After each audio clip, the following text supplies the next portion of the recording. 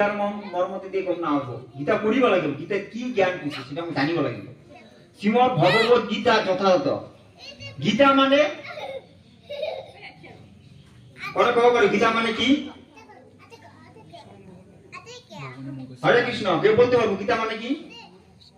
আমরা যখন কোনো কথা বলি সেটা কথা হয় কিন্তু ভগবান যখন কথা বলে সেটা গান আকারে কি হয় পরিবর্তন হয় ভগবানের মুখ নিঃসৃত বাণী কিন্তু ভগবানের কোয়া গীত হিটু গীতা মানে ভগবানে কইছে ভগবান কোন ঈশ্বর পরম কৃষ্ণ সচ্চিদানন্দ বিগ্রহ অনাদি রাধে গোবিন্দ সর্ব কারণম কারণম ঈশ্বর একলাই শ্রীকৃষ্ণ গোবিন্দ নাম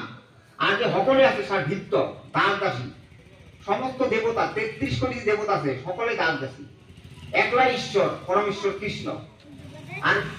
এই কৃষ্ণই কইছে এই গীতাটা কলিযুগের